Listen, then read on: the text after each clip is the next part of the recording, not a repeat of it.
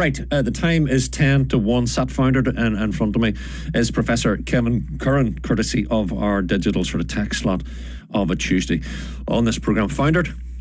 It was pretty chilly. It's nippy out there. It is. It is, right. Kevin, good stuff. Right, listen, I want to start, Kevin, talking about this whole thing about wearables.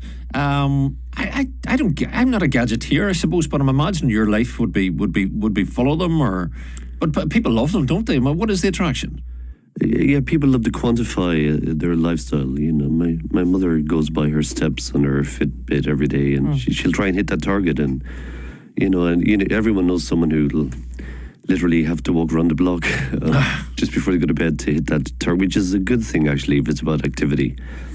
Steps is really smart, isn't it? It is, yeah, and they're quite accurate. And of course, I have an Apple smartwatch for many years, but I don't tend to use it so much for fitness because fitness is part of my life. I mean, I work out 7 days a week, so I kind of know what my routine is. But there was a time when I really went by the step count, and at the time then I had the highest activity, so it can motivate someone. So of course, not just for movement, for activity. Of course, it can help very much with sleep, and of course, there's an ECG on my watch. I can check every so often to see if I have anything atrial fibrillation or anything wrong with my heart. But also, it's really good in that sense. It can be an early signature of a problem with your heart. It is, yeah. And even over time, you can look at your resting heart rate, and if it's increasing, of course, and if you're, that you can tell how fit you are really. And so I looked at that as well. But sleep, a lot of people swear by the sleep tracking, being able to monitor how much they sleep, but the problem I always find with the sleep part is that the battery life on smartwatches is quite terrible, and an Apple in the one I have. So generally, I'm charging at night time, so it's not really tracking. And not wearing your wearable. Yeah, exactly. Yeah.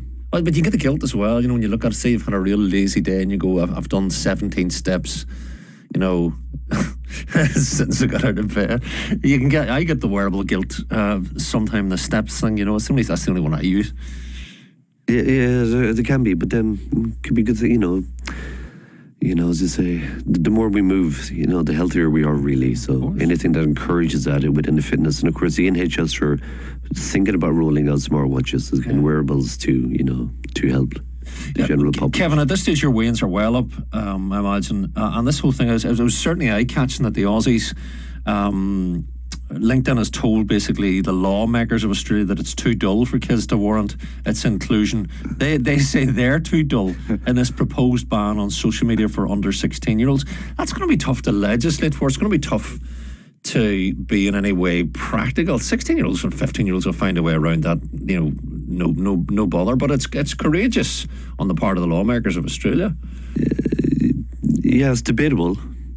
I mean, it could be just a political thing. It's an easy kind of a win for them where no one's going to complain about it. But, of course, social media is a business network, and 99% of posts there are quite boring. It's business awards or is about an article about business or whatever else. And, of course, there is no need to ban that. There is no danger to young people going on LinkedIn.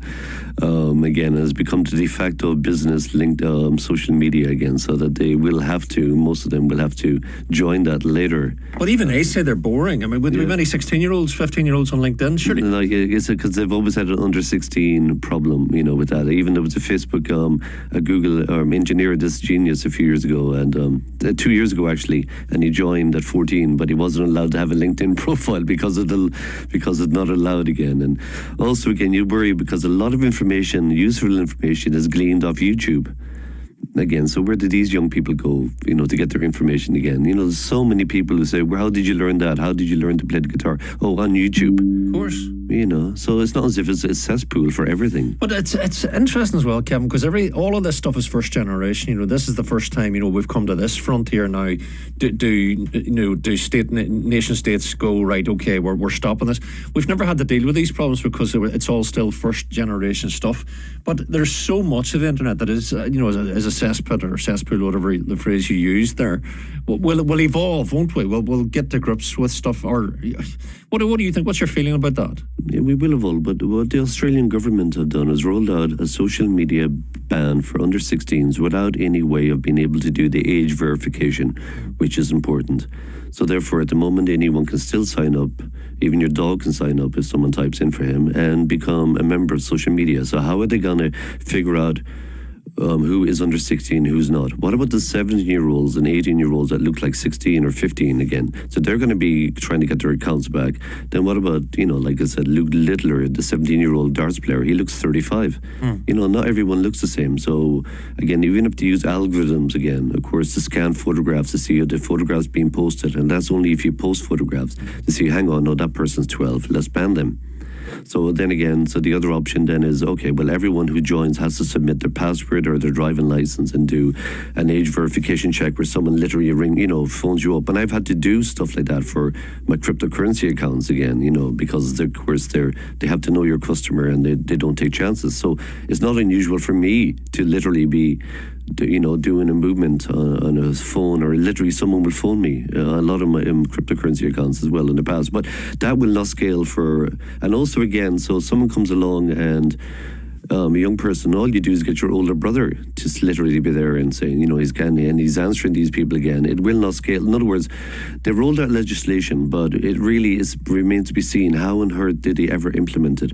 France, South Korea tried this to ban their young people from the age of, under 16 again, from 10:30 at night to 6 in the morning, but they rolled that back because they were seen as an impeachment of young people's rights again. Right. France have done it, but all the young kids use VPNs, this software which puts them into a different location again, which simply puts them outside of Australia. So all the Australian young people will just signing up in countries like France will set their VPN, and the Australian government can do nothing about that unless they bring in a firewall like China do for the internet, which they will not be able to do. So to me, this is just a political move again, because social media also can keep young people in contact who don't have a big network again. So again, why not put the onus back in the social media companies, make them hire more content moderators, find the companies, put the onus back in them rather than doing a big carpet sweep of blocking young people, because now they will go elsewhere.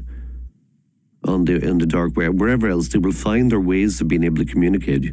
So I'm not into it, not until they find out. Right, listen, does it matter that Reddit now has overtaken X, Kevin? It's now the UK's 5th most popular social platform. X is still dominant, but I mean, I think most people would say there are huge issues with X. The most popular platform overall is still YouTube, then Facebook, there's the UK, then Messenger, then Instagram, then TikTok, and now Reddit, and then X. That surprises me, Kevin. I thought X Twitter was still pretty darn dominant, but it's not. Yeah, there's been still huge. No, there's been a lot of people moving from X again because they don't like the right wing politics really as well, and Elon Musk as well. But he's basically he's as good as said, hasn't he, that he pulls the levers on the thing. He's a large influence, of course. Yeah, he does. I mean, very much. Again, now they have community notes, which works to some degree, but a lot of people are not happy there. And then again, a lot of people listen today will never have heard of Reddit. But it's not a pure social media site. It's more a forum where a lot of the main information, again, I'll often go to Reddit before Google or wherever it be, to type in to try and get solutions to problems again, or to get opinions as well, because it's like groups are on there as well. And a lot of young people, I do ask a lot of my students, what are you using on a daily basis? And again, Reddit will often come up. So like for specialist chat. Yeah, for everything else. And you can also join groups there, and so whatever you're into, whether it's into pigeons or guns or whatever else, you can imagine, that you will get your feed kind of tailored towards you and the news on there, and they will just scroll through that again. Not so much chatting to other people again, but it's an important source of information for a lot of young people, Reddit. Just finally today, Kevin, in the minute that I have, Blue Sky looks like Twitter, but it's only a fraction the size, less than 10% the size of Twitter / X. Does it impress you? I mean, it's got all the features of X generally.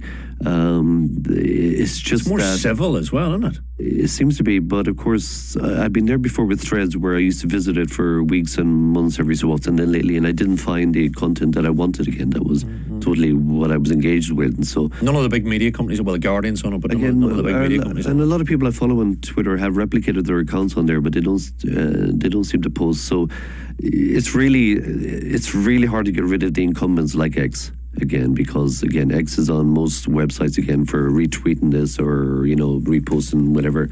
So again, whether blue sky button appears there in the future again, because that will, that's very important to get one of those buttons on the internet. Okay, remains to be seen. Professor Kevin Curran, thank you very much indeed. Professor Kevin Curran there is the Professor of Cybersecurity with the Ulster University at Magee.